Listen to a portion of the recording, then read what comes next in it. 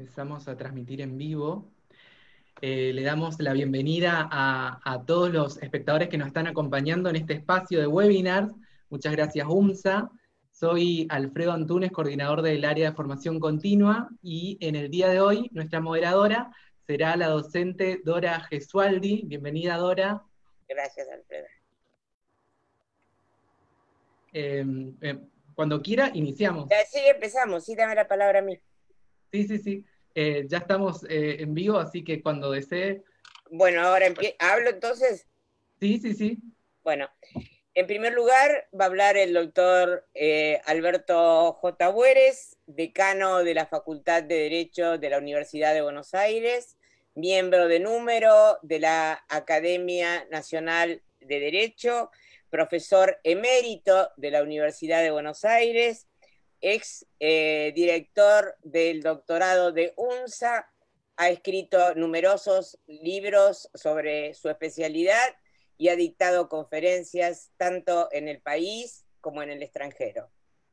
Doctor Bueres va a hablar sobre los remedios de derecho de las obligaciones frente al COVID-19. Alberto, tenés la palabra. Bueno, muchas gracias. Buenas tardes a todos, estimados colegas.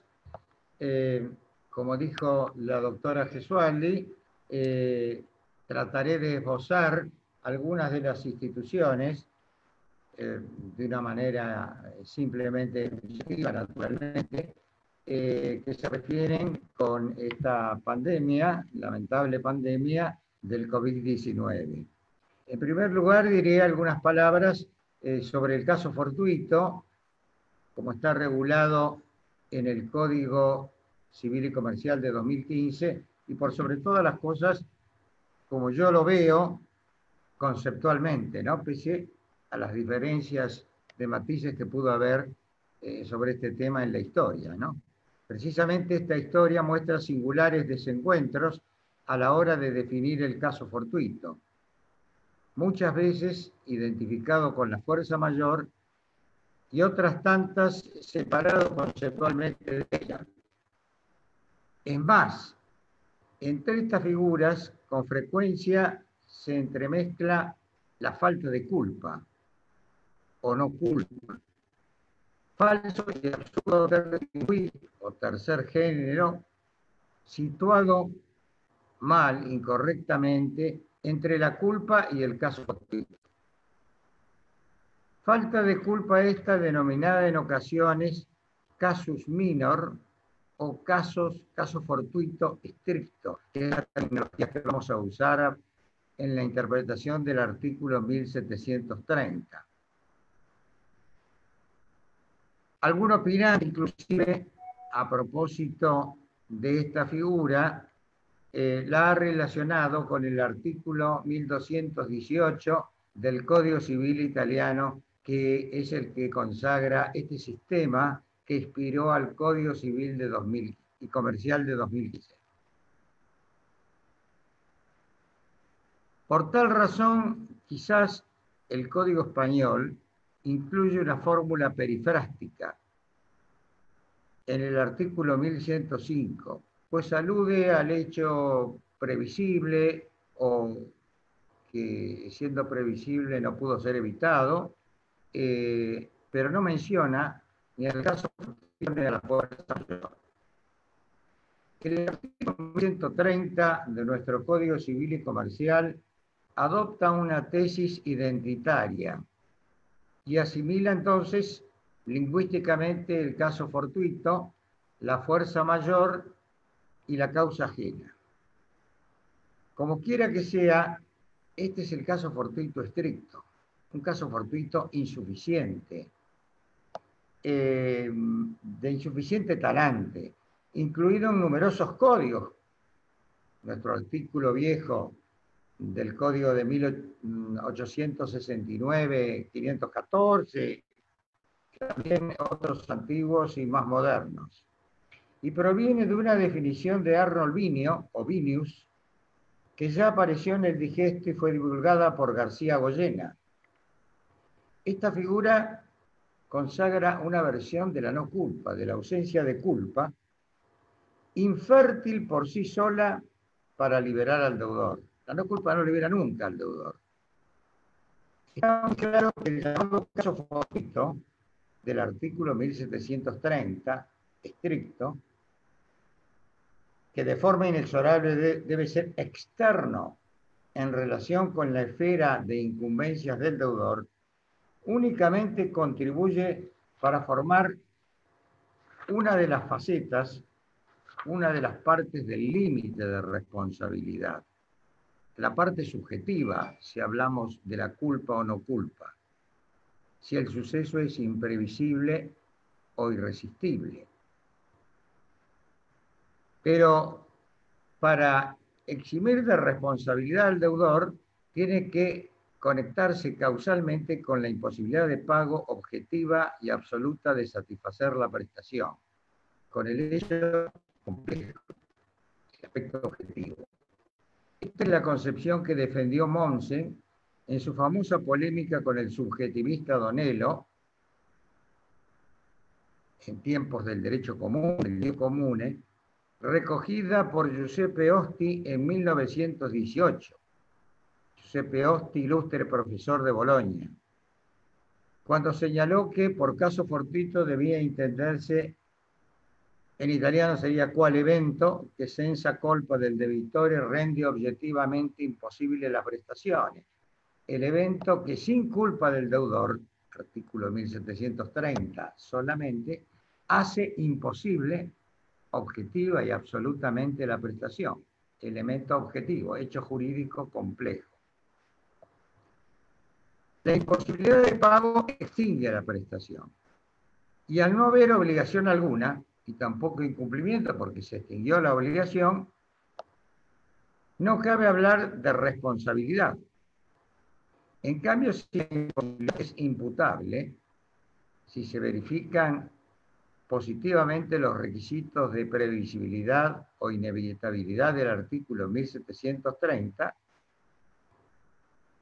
la obligación no se extingue, sino que se convierte en la de pagar daños por el fenómeno de la perpetuatio obligationis, de la perpetuación, de donde es falso que exista incumplimiento imputable o incumplimiento no imputable, pues el fundamento de la responsabilidad civil, como señala muy bien Carlos Castronovo, es el incumplimiento tout court, el incumplimiento a secas, la falta de prestación sencillamente. No se necesita ningún factor de atribución especial. Hay autores que, contrariamente a esto, piensan que el incumplimiento se funda en la culpa. Es la teoría llamada del impedimento evitable o del incumplimiento imputable, imputable a culpa, el incumplimiento, según una clasificación que realiza en su obra Adolfo Di Maggio. Y por ese camino estos autores separan el caso fortuito estricto, el del artículo 1730, de la imposibilidad de pago, como si fueran dos institutos diferentes. La imposibilidad de pago sirve para extinguir la obligación, en tanto que el casus estricto del artículo 1730, o sea, la no culpa, liberaría al deudor de responsabilidad. Por tanto, el fundamento de la responsabilidad del deudor sería la culpa y la liberación de la responsabilidad del deudor sería la no culpa. Creo que muchísimos autores, en este caso, Pantaleón Prieto, Llamas Pombo, Izquierdo Tolsada, Del Olmo Guarido, etcétera, etcétera. Los artículos 955 y 1732 del Código Civil de 2015 están inspirados en el artículo 1218 del Código Italiano de 1942, son categóricos al disponer que el único límite de responsabilidad es la imposibilidad de pago no imputable a culpa del deudor o a otra razón objetiva. Para todas las obligaciones y para todas las formas de incumplimiento, definitivo, parcial, moroso o cumplimiento inexacto.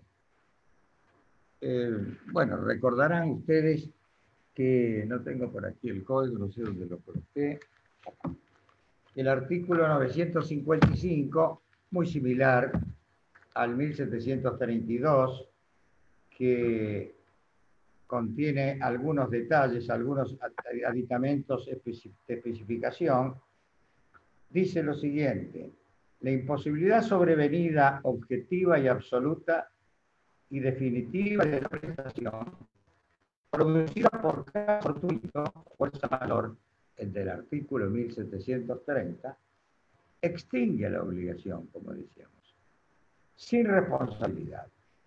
Si la imposibilidad sobreviene debido a causas imputables al deudor, la obligación modifica su objeto, se genera la perpetuación de la obligación y se convierte en la de pagar una indemnización de daños causados.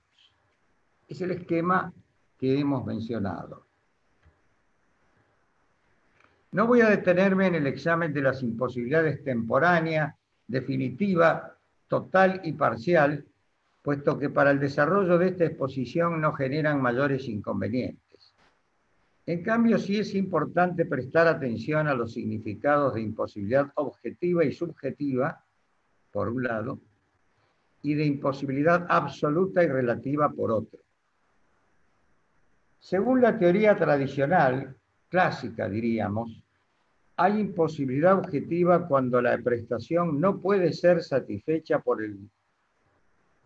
hay imposibilidad objetiva cuando la prestación no puede ser satisfecha por el deudor concreto ni por cualquier otra persona. Por el contrario, la imposibilidad es relativa cuando el deudor concreto no puede cumplir, pero la prestación es factible de realización por otros. Esta distinción se ha impugnado por presentar ciertas inexactitudes e inconveniencias. Por ejemplo, la insolvencia económica impide cumplir a cualquier persona, a cualquier deudor, y sin embargo no exime de responsabilidad. Con un enfoque más realista, hoy día la communis opinio, la opinión prácticamente dominante, absoluta, estima que la imposibilidad es objetiva cuando el impedimento para cumplir va referido a la prestación en sí y por sí considerada, mientras que la imposibilidad es subjetiva cuando concierne a las condiciones personales y patrimoniales del deudor o de sus auxiliares, siempre que dichas condiciones no estén conectadas de manera inmediata con la prestación en sí y por sí considerada. Esta categoría ha sido objeto de reinterpretaciones varias, hasta llegó a suprimirse y sostenerse, por ejemplo, por Vicentini, que es suficiente para configurar la imposibilidad con que sea absoluta y efectiva, e inclusive ha sido desplazada del elemento imposibilidad al elemento suceso imprevisible e inevitable.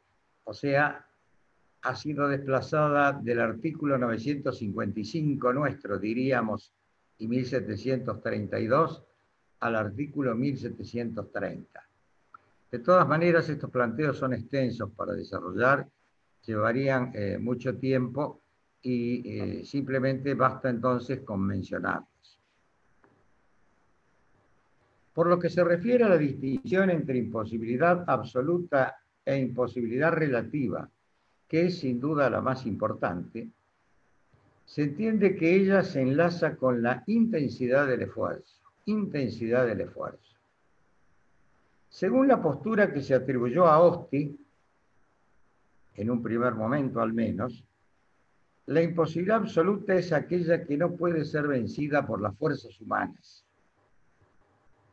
en tanto que la imposibilidad relativa es la que no puede ser el deudor que emplea la debida diligencia, la diligencia prestable o diligencia exigible, que estaba consagrada en el artículo 512 del Código de Vélez-Arfield y que ahora está prácticamente reproducida de forma más sintética en el artículo 1704 del Código de 2015. La mencionada noción de imposibilidad absoluta, excesiva, puramente natural o naturalística, que como dije se adjudica a Hosti, lo que no puede ser vencido por las fuerzas humanas, ha sido moderada por distintos cauces, inclusive por el propio Hosti, pese a que muchas veces fue mal leído realmente. Razón por la cual ese proceso de dulcificación ha determinado en estos momentos que la absolutez tenga prácticamente una aceptación casi masiva, más allá de algún matiz o algún detalle que no hace al fondo de la cuestión. Por un lado, y para efectuar esa moderación apuntada a la imposibilidad naturalística absoluta que no puede ser vencida con todas las fuerzas humanas, se echó mano al principio de la buena fe, lealtad y probidad objetiva. En tal sentido, la buena fe cumple una función de interpretar con rigor las estipulaciones del contrato para establecer en concreto y en cada tipo de relación obligatoria los medios con los cuales el deudor debe cumplir. Se interpreta este contrato y no un contrato en general. En consecuencia, si el intérprete, juez, luego de ponderar la total economía del negocio, las modalidades, las legítimas expectativas de las partes, llega a la conclusión de que para pagar es menester adoptar medios anormales o excepcionales, ajenos a la estructura del acto y por ende a los programas de prestación establecidos, existirá una imposibilidad absoluta.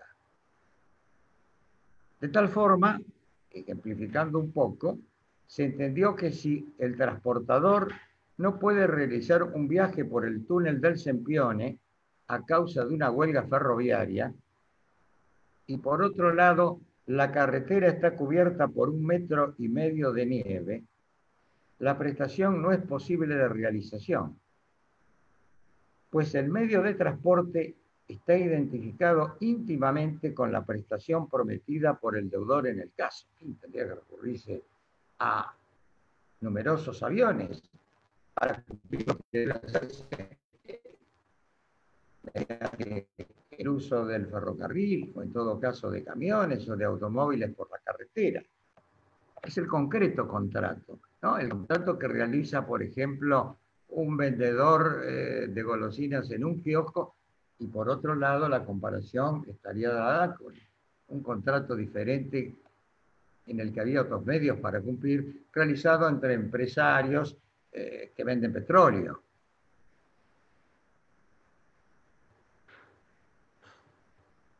En este caso, digamos, el medio de transporte está identificado con la prestación, decíamos, hasta tal punto que fue el ejemplo académico utilizado para aludir genéricamente al transporte de mercaderías entre Suiza e Italia. También es útil el ejemplo de Brecht en Alemania, relativo al barco que quedó bloqueado por los hielos y no puede salir del puerto sino con el auxilio de un rompehielos, costosísimo rompehielos. Actividad esta que excede mucho el tope económico fijado en el marco de la prestación. Asimismo, la idea es válida para liberar al transportador que prometió un viaje corto por tierra y con autobús, cuya realización no es factible por un corte de la ruta, y entonces es menester contratar un helicóptero para el traslado. En definitiva, se interpreta que el concreto contrato llega hasta donde se obligaron las partes, Conviene dejar sentado que el juicio de buena fe jamás reduce la prestación al obrar diligente del deudor. No hay una imposibilidad subjetiva, la imposibilidad sigue siendo absoluta para el concreto contrato interpretado rectamente. La imposibilidad entonces no se mide en términos de diligencia, sino en términos de esfuerzo efectivo, absoluto. Al respecto se ha dicho que una vez determinada por la buena fe la dimensión del vínculo y por ese conducto individualizado los medios y las modalidades que el deudor debe emplear para cumplir, ninguna dificultad sobreviniente para la adquisición o aplicación de tales medios o modalidades puede, por más grande que sea, constituir una razón liberatoria de responsabilidad por incumplimiento definitivo o moroso. El deudor tiene que soportar el riesgo de que el cumplimiento de la obligación requiera el empleo de trabajo capital mayor al previsto en el momento de celebrar el contrato, ese contrato concreto, para toda una categoría de deudores ideales que se encuentren en la misma situación. Por otro lado, la morigeración de la imposibilidad absoluta, invencible, etcétera, etcétera, se ha realizado también aplicando el principio de la buena fe como criterio de reciprocidad entre acreedor y deudor, imbuido de la solidaridad social y a base de una tarea de integración del contrato. Y así como la fides, la buena fe puede ampliar la posición del acreedor. La buena fe puede ampliar la posición del acreedor, todos saben, al crear deberes de protección a satisfacer por el deudor, deber de información, de custodia, de dar aviso, la obligación de seguridad, etcétera, etcétera. También puede ser ensanchada la noción de imposibilidad y por tal conducto reducirse las posibilidades del acreedor de pretender la prestación cuando hay un conflicto de intereses y el intérprete opta por liberar al deudor. De tal suerte aparece la figura de la inexigibilidad, que es una subespecie de la imposibilidad absoluta y que permite al deudor denegar la prestación, puesto que su ejercicio, en esas condiciones determinadas, importaría un abuso del derecho inatacable. Artículos 955 y 1734. 32, 1732. Este tema de la mención en el infine del artículo 1732 no ha sido comprendido al principio de la sanción del Código Civil y Comercial de 2015, puesto que muchos autores dijeron que estaba de más o que no entendían para qué estaba. Y sin embargo, esta es la clave de toda esta interpretación que viene desde los años 50 o antes en el derecho italiano y en todos los que le siguieron. Es decir, creo que es uno de los aciertos del Código de 2015 y que mejora inclusive el artículo 1218 del Código italiano, que no contiene estas previsiones, aunque las haya incorporado la doctrina. En esta categoría quedan emplazados los conocidos casos de la cantante que no concurre a actuar ante la muerte de un familiar directo. El caso en que cumplir crea un serio peligro para la salud. El del empresario que frente a una huelga está en condiciones de conseguir mano de obra para sustituir a los obreros, pero que se expone a serios riesgos por las posibles agresiones de los huelguistas al personal y a las maquinarias. El caso de la cantante es una imposibilidad absoluta que deriva de la buena fe quad effectum en sus efectos, porque la cantante puede optar entre concurrir a cumplir con su tarea o permanecer junto al hijo enfermo o fallecido, según se tome el ejemplo. Es decir, que originariamente esto se diferenciaría de la pérdida absoluta de una cosa en una obligación de dar cosas chicas. Pero en cuanto a los efectos, esa inexigibilidad implica una subespecie de la imposibilidad absoluta, porque sería contrario a la buena fe e implicaría un abuso del derecho que se obligara coactivamente a estas personas a satisfacer la prestación. Hay autores, en otro orden de cosas, como Carrasco Pereira y Del Olmo Guarido en España, que pretenden crear ciertos casos de fortuicidad que no son casos fortuitos, entiéndase, y extraer de ellos una exigibilidad autónoma, diferente a la que los autores citados anteriormente incluyen en la imposibilidad de pago. De todas maneras, paso hoja en cuanto a la crítica a este criterio, muy aislado y desacertado por razones también de tiempo. Pero lo cierto es que más allá de esto existen los opuestos de la mera dificultad de prestar, la dificultad dando, que no exime al deudor de cumplir. El realizar un mal negocio, por ejemplo. Y el otro polo que está dado por la imposibilidad, que sí impide al deudor cumplir. La dificultad dando, simple dificultad para prestar, como decía, que supone que el deudor hizo un mal negocio, debe ser absorbida por el deudor. En cambio, la imposibilidad de pago lo libera del cumplimiento, puesto que extingue la obligación, como dijimos. Entre estas dos especies y cercana a la imposibilidad se encuentra la excesiva onerosidad sobrevenida, que se expresa mediante la cláusula rebus sic stantibus, y que afecta a la causa fin objetiva, el fin inmediato, el intercambio recíproco de prestaciones, o llamado también equivalente querido, la relación de equivalencia que se quiebra, se trastrueca, o en la terminología de Lares, se quebrantarían las bases objetivas del negocio jurídico.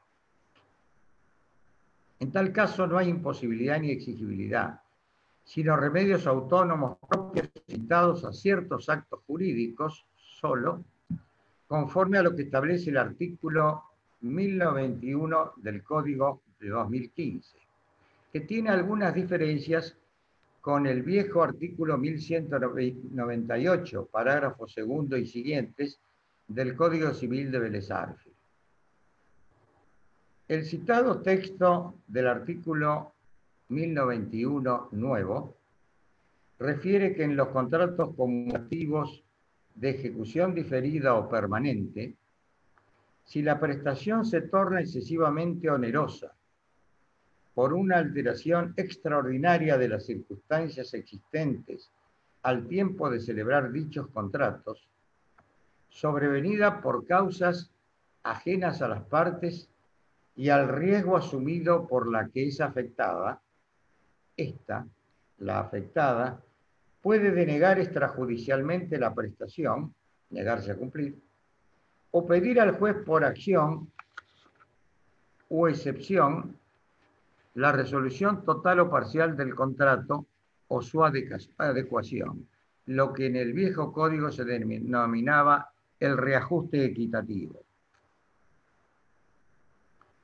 Por otro lado, la frustración del fin del artículo 1090 del Código 2015 involucra notas de fortuicidad, pero en el caso se puede cumplir. Materialmente es posible cumplir, las prestaciones son hacederas, aunque el interés del acreedor se haya malogrado, se haya perdido. Recuerdo las soluciones concordantes de la imposibilidad parcial del artículo 956 y de la frustración del fin temporaria del artículo 1090 infine. ejemplo académico, ¿tenemos tiempo, doctora Gesualdi? Sí, todavía un poco tiene tiempo, doctor. Ejemplo académico de la frustración del fin es el conocido por todos, el de la coronación del rey Eduardo VII en Inglaterra. Sucede que a fin de presenciar la coronación del monarca, fueron alquiladas habitaciones con balcones. El desfile debía realizarse el 26 de julio de 1902 y se suspendió por enfermedad del rey. Planteadas algunas cuestiones judicialmente, en el caso Chandler con Webster, el inquilino demandó la cantidad dada como adelanto del canon locativo. Y la Corte de Apelaciones desestimó la demanda e hizo lugar a la reconvención por el cobro del saldo del alquiler, fundada en que el contrato ya se había perfeccionado antes del evento frustratorio. Una teoría en la que se revela la omnipotencia de la voluntad, ¿no? Un apego puntual y excesivo al pacta sunt servanda. Pero posteriormente, muy poco después, en otro caso, Creel con Henry, la misma corte cambió su criterio. El propietario de la habitación con balcón demandó el saldo del alquiler restante. Y el inquilino reconvino por devolución de lo que había entregado a cuenta de ese alquiler.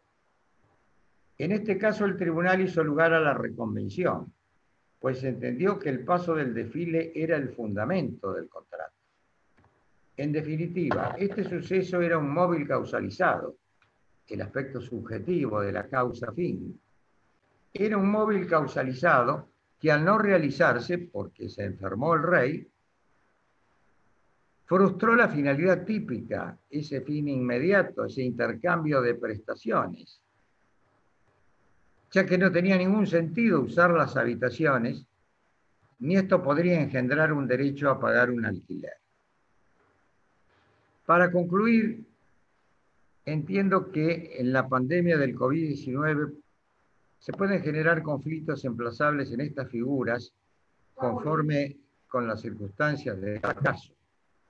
Todo esto al margen de los pactos de responsabilidad o de garantía que pueden celebrar las partes cargando los efectos del caso fortuito al deudor, total o parcialmente. Y en este último caso, cuando hay una distribución del casus, en una suerte de esfuerzo compartido, o por medio de teorías como la de la renegociación, de la cual va a hablar la doctora Silvestre en lo que sigue.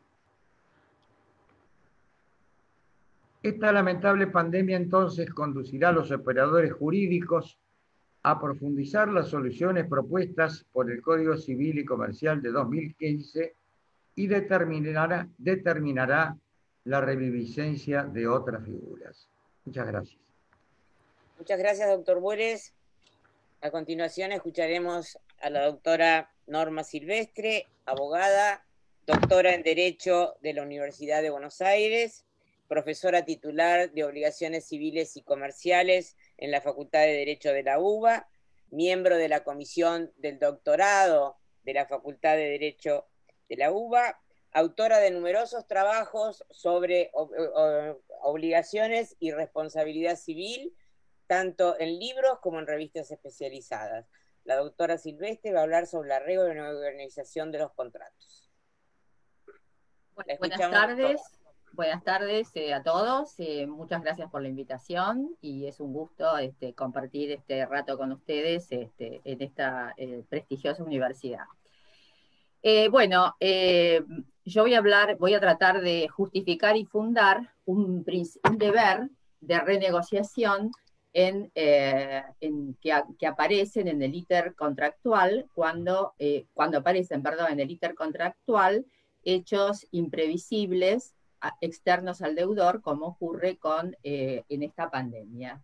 Todos lo ven. Es decir, evidentemente, como dijo el doctor Bueres, es un caso fortuito típico esta pandemia que fundamenta, según las circunstancias, la aplicación, o fundamentará, según las circunstancias, la aplicación de la imposibilidad de pago, o la aplicación de la teoría de la imprevisión, o de la imprevisión contractual, de la frustración del fin, según los artículos 1090 y 1091, y 955, y 955, 956 y 1732 para la imposibilidad de pago. Es decir, todas esas instituciones son remedios que establece el Código Civil y Comercial para situaciones como las que estamos viviendo, y también puede darse algún remedio de tutela preventiva contractual, previsto actualmente en el Código Civil y Comercial, en el artículo 1032, que permite a alguna de las partes, ante amenaza de daño, suspender el cumplimiento de su obligación, porque hay una certeza, o cierta certeza, de que la otra parte no va a poder cumplir. Entonces, en ese caso se interrumpe hasta que pase la situación el cumplimiento de la prestación sin responsabilidad, ¿verdad? Es decir, no entra en incumplimiento porque se suspende la prestación por este hecho imprevisible. Ahora bien, estos remedios que nombramos recién y de los que habló excelentemente el doctor Bueres, el efecto que producen, con excepción de la imprevisión que lleva a la adecuación, el resto de los remedios, y también mismo la imprevisión, porque puede ser una elección de las partes, llevan a la extinción del contrato. Es decir, a la extinción, y dentro de la extinción, a la resolución, conforme con los artículos 1080 y 1082, que están ubicados dentro del título Extinción, Modificación y Adecuación del Contrato del Código Civil y Comercial. Y el efecto, entonces, de la resolución es justamente, es un efecto retroactivo, y entonces las partes deben devolverse aquello que se han dado. En situaciones como la que estamos viviendo, es decir, en situaciones como esta pandemia y de estos hechos imprevisibles, inevitables, externos, circunstancias sobrevenidas, no tenidas en cuenta al momento de contratar, vuelvo a decir, imprevisibles, puede resultar injusto, es decir, para ambas partes, no solo para una parte. El código habla de la parte afectada o la parte beneficiada, es decir, acá todos estos hechos pueden en realidad perjudicar, lesionar a ambas partes, porque esto, a diferencia de las crisis económicas, como pasó en el 2001, se produce un perjuicio colectivo que afecta a ambas partes de la misma manera. Si, por ejemplo, pensamos vamos a poner un ejemplo de un contrato particular, por ejemplo, el contrato de viaje. En el contrato de viaje, el viajero ha pagado una suma de dinero a su contratante, que es la agencia de viajes o el agente de viajes, y ante esta imposibilidad de la prestación, ya sea absoluta o relativa, es decir, más bien relativa, no puede realizar el viaje. Entonces, ¿qué hace? El efecto es solicitar la devolución. Entonces, resulta que la parte a quien le solicitan la devolución, que es el agente de viajes, no tiene en su patrimonio probablemente ese dinero que ha recibido, porque ha tenido que pagar a los diferentes prestadores en el exterior o en el país para ese viaje futuro que ha sido contratado por el viajero. Entonces, acá vemos un perjuicio en la devolución, ¿verdad? Que se le produce a la agente de viajes. Y también hay un perjuicio para el viajero, porque ese viajero que pagó una suma de dinero, generalmente en dólares, tampoco va a recibir la misma suma que pagó, por todos los impedimentos y las restricciones a la moneda extranjera que se han sido establecidas con la regulación de un mercado único de cambios. Entonces resulta que ambas partes están perjudicadas, no una sola, por esta pandemia. Y un ejemplo de esto ya es un hecho concreto y real, porque hemos visto en las revistas especializadas en estos días que se ha iniciado por una acción colectiva de devolución de los viajes pagados en cuotas contra Despegar, y es una acción colectiva, bueno, no sabemos el resultado, pero por el momento ha sido rechazada por defectos formales, es decir, por considerar la justicia que no estaban dados los requisitos propios de la acción colectiva. Acá nos hemos referido en este ejemplo a un contrato particular, pero lo podemos aplicar en general, de manera general, a todos los contratos, porque en el desarrollo de los negocios, a todas las partes son deudoras en una relación y acreedoras en otros. Entonces el efecto de esta pandemia se produce en todas las partes.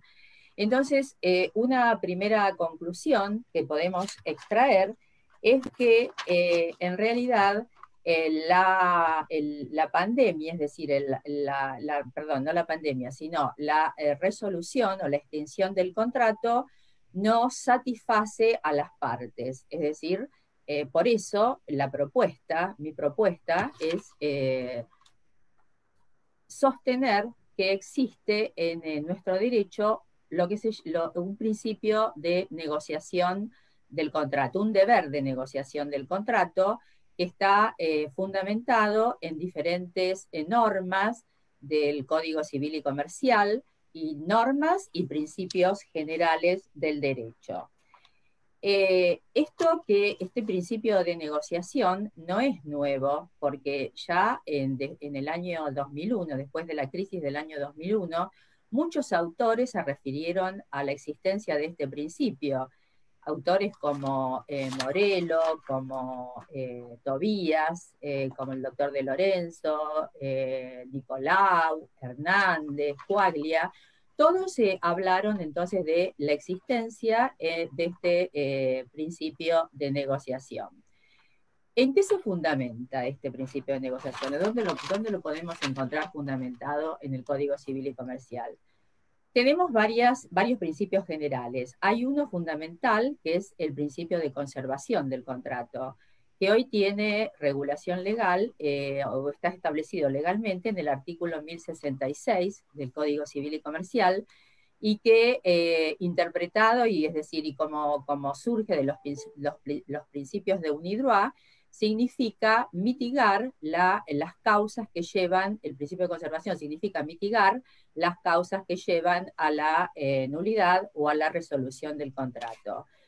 Ese principio de conservación del contrato, en ese principio de conservación del contrato se fundamentan instituciones del código como ser la nulidad parcial, la confirmación del acto válido, el cambio de las cláusulas abusivas para evitar la nulidad total del contrato, la sustitución de las cláusulas abusivas para evitar la nulidad del contrato, el reajuste equitativo en la lesión, la adecuación en la teoría de la imprevisión. Entonces, este principio de negociación tiene una derivación directa de ese principio de conservación del contrato. Otro fundamento es el principio general de buena fe y el ejercicio regular de los derechos, que están establecidos en el artículo 9 y 10 del Código Civil y Comercial. El artículo 10, que se refiere al abuso del derecho, en su último párrafo, establece que el juez debe ordenar lo necesario para evitar los efectos del ejercicio abusivo de los derechos. Otro fundamento es el deber de mitigar el daño, comprendido en los principios de UNIDROIT, a efectos de reducir la pérdida resultante del incumplimiento. El deber de prevención del daño del artículo 1710 y siguientes del Código Civil y Comercial en materia de daños de responsabilidad civil. Y tenemos un artículo interesante, nuevo, en el Código Civil y Comercial, que es el artículo 1011, que se refiere a los contratos de larga duración. Ahí específicamente, para ese tipo contractual, se habla de un deber de negociación. Y la última parte de ese artículo dice: la parte que decide la rescisión debe dar a la otra parte la oportunidad razonable de renegociar de buena fe sin incurrir en ejercicio abusivo de los derechos. Varios autores en esta pandemia se han referido, han intentado sacar o extraer en realidad un principio general aplicable a todos los contratos de esta negociación. Pero aún los autores que no aceptan esto y que dicen que específicamente se aplica solamente a los contratos de larga duración, hay algo interesante que tenemos que decir en este sentido, porque estos autores que se refieren a los contratos de larga duración dicen que en realidad pedir o exigir o establecer un deber de negociación, como dice el artículo, es un requisito puramente formal, porque en esos contratos de larga duración, caso típico de el contrato de agencia, el contrato de concesión, esos contratos, el principio general que tienen es que son de tiempo indeterminado y son de rescisión incausada, es decir, se termina el contrato con un preaviso. Entonces, muchos autores dicen que ni siquiera para esos contratos es aplicable este principio de negociación porque es un requisito puramente formal y que estaría en contra de ese principio de rescisión incausada de los contratos, que es propio y típico, como decía, de estos contratos. Sin embargo, me parece muy interesante la posición de un autor que especifica que si bien no todos los contratos, no todos los contratos de larga duración, es decir, en aquellos contratos de larga duración de rescisión incausada, no sería necesaria la renegociación porque iría en contra de este principio general de rescisión incausada. Sin embargo, y acá se aplica lo que estamos tratando hoy, sin embargo, es obligatorio, es decir, la renegociación es un deber formal. Sánchez Herrero es el autor que dice esto. Es un deber formal, un deber realmente, es decir, fundamental, en aquellos casos en que la rescisión es una rescisión protectoria, como ocurre en la imprevisión, como ocurre también en la frustración del fin del contrato. ¿Qué significa una rescisión protectoria? Significa entonces que está puesta en beneficio del deudor y cuando se producen, cuando hay circunstancias que, digamos, imprevisibles, sobrevenidas realmente, es decir, imprevisibles, sí, y que cambian y dejan sin efecto, cambian, desequilibran algún elemento del contrato. Entonces, en esos casos, aún refiriéndose a los contratos específicos de larga duración, hay entonces una obligación, un deber de negociar. Otro artículo que podemos nombrar también como fundante de la existencia de este principio de negociación es el artículo 1203 del Código Civil y Comercial, que se refiere a la locación, que dice que en los casos que no se puede, por hechos fortuitos, no se puede gozar del uso y goce de la cosa, no se puede dar el uso y goce de la cosa. En esa situación entonces el deudor, el locatario, puede o extinguir el contrato, es decir, pedir la resolución o pedir una disminución del alquiler o del precio de la locación. En este caso entonces, solamente para los casos en que hay caso fortuito. Acá entonces se da una especie de adecuación legal del contrato porque en vez de la extinción se permite esta disminución del precio, cambio del precio o cualquier otro acuerdo que puedan hacer las partes. Lamentablemente este artículo ha sido dejado sin efecto recientemente porque ha sido sustituido por otro artículo en la nueva ley de locaciones que ha sido, creo que, publicada ayer o antes de ayer en el boletín oficial. Ese artículo entonces ha sido sustituido, pero no sirve como también para fundamentar este deber de negociación. Tenemos en el Código francés del año 2016 el artículo 1195 que introduce la imprevisión contractual y obliga, antes de la resolución, a una renegociación.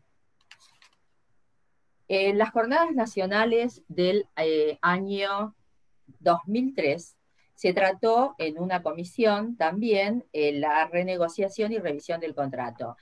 Y les quiero contar que también va a ser este tema materia de, en la Comisión de Contratos, materia de las próximas Jornadas Nacionales de Derecho Civil a realizarse el año que viene en la Universidad de Mendoza. Entonces, este artículo, en las Jornadas Nacionales, entonces de 2003, en un despacho de ley data se dijo: debe afirmarse la superioridad de los remedios que procuran la revisión o adecuación del contrato sobre las soluciones que nulifican o liquidan el vínculo. Y también tenemos el mismo principio en los principios del derecho contractual europeo, elaborado por el profesor Landau. En ese cuerpo legal tenemos la regla 611, que, hablando de la prestación excesivamente onerosa, dice que las partes están obligadas a negociar. Y si hay negativa de una de las partes, se puede otorgar una indemnización por las pérdidas sufridas. También tenemos la propuesta de modernización del Código Civil Español, el artículo 1213, hablando también de la imprevisión, la variación de las circunstancias que producen transforma la prestación excesivamente onerosa, y acá se agrega, a diferencia de los otros cuerpos, a la frustración del fin. También en caso de excesiva onerosidad o frustración del fin del contrato, se puede pretender la revisión, y si esta no es posible, recién la resolución. Y es importante el último párrafo que dice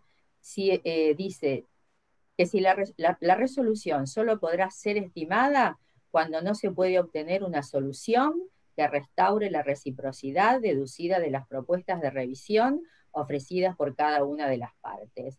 Entonces, vemos acá entonces que la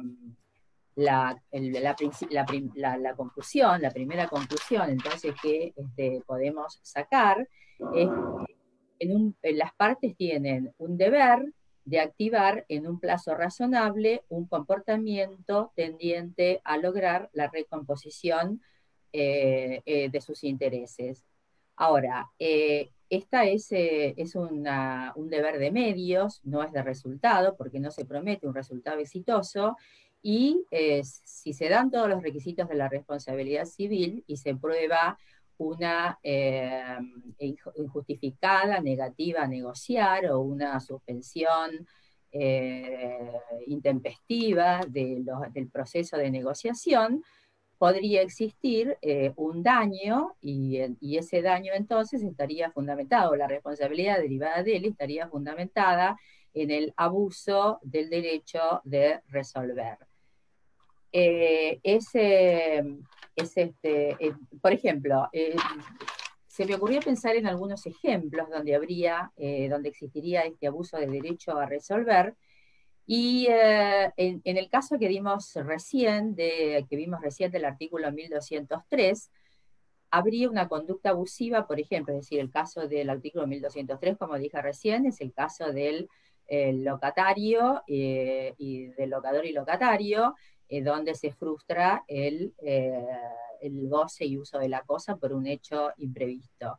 Entonces, habría un abuso de derecho a la resolución si, por ejemplo, en una situación como la actual, con el COVID-19, el locador le ofreciera al locatario no resolver el contrato y quedarse, y que mientras dure la pandemia ocupara gratuitamente. Es decir, si insiste en la rescisión, habría un abuso de derecho.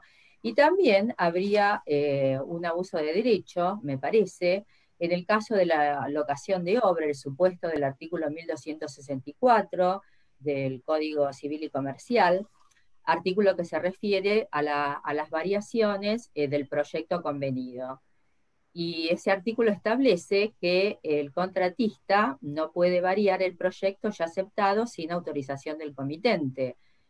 Pero si por hechos imprevisibles se produce, entonces es necesario hacer una variación, por ejemplo, porque cambia el código de edificación y eso era imprevisible, ese cambio, si produce entonces si la variación necesaria es superior a un quinto, es decir, al 20% del total del precio, el dueño de la obra, es decir, el dueño de la obra, el comitente puede pedir la resolución. Entonces habría también un ejercicio abusivo, en mi criterio, si el contratista le ofreciera hacer las modificaciones cobrándole de diferencia solamente un 5%. Entonces la negativa en ese caso también constituiría un ejercicio abusivo de ese derecho.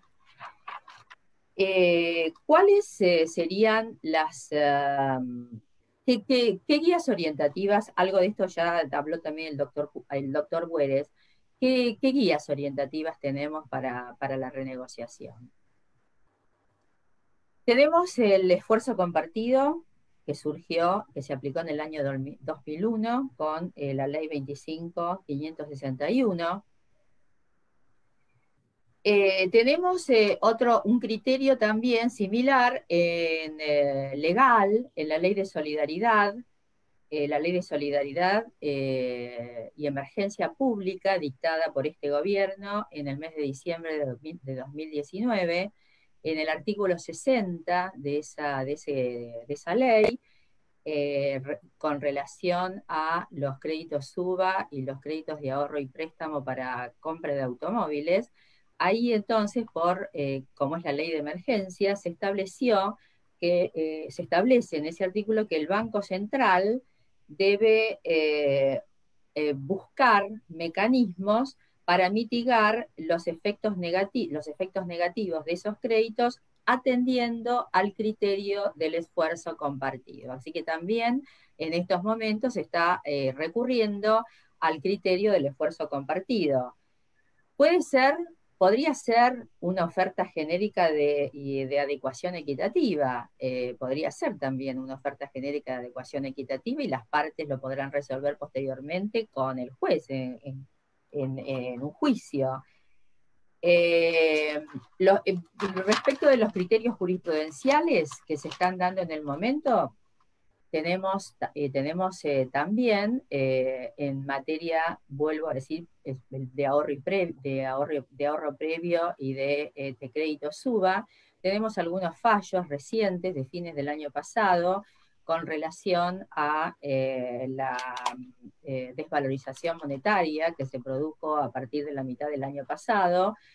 Los criterios entonces que se están aplicando jurisprudenciales en estos casos son dividir también, aplicando el esfuerzo compartido, la actualización por la inflación, es decir, del INDEC, la inflación que se da respecto de las cuotas, y en otros casos se ha también establecido en el ámbito judicial, establecer una readecuación de las cuotas teniendo en cuenta los recibos de sueldo de las personas, es decir, establecer para la cuota un límite que tenga relación con el recibo de sueldo, es decir, el monto del sueldo de la persona.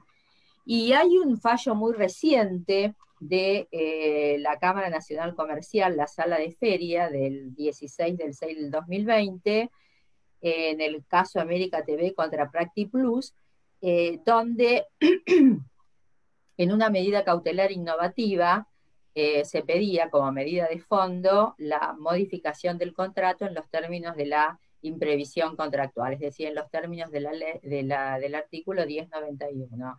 Entonces, en ese caso, el juez, era una segunda medida cautelar que se pedía ante el pedido de resolución por el 1091 de la parte perjudicada.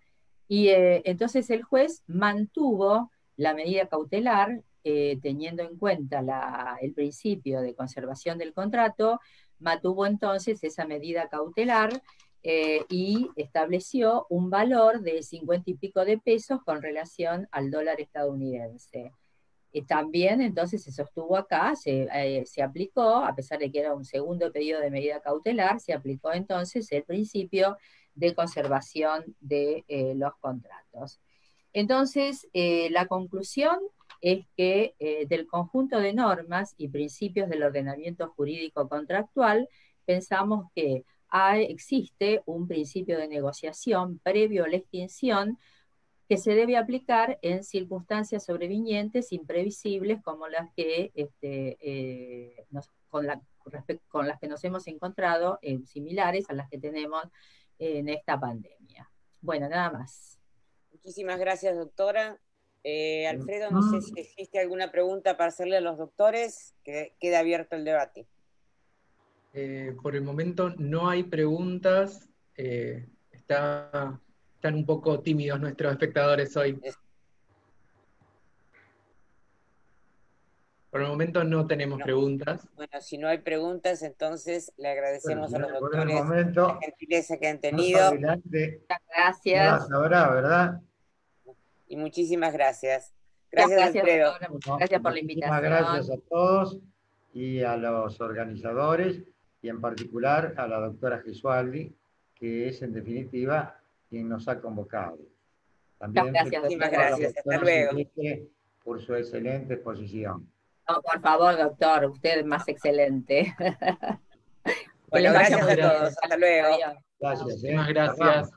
Hasta aquí la transmisión de esta webinar. Muchas gracias.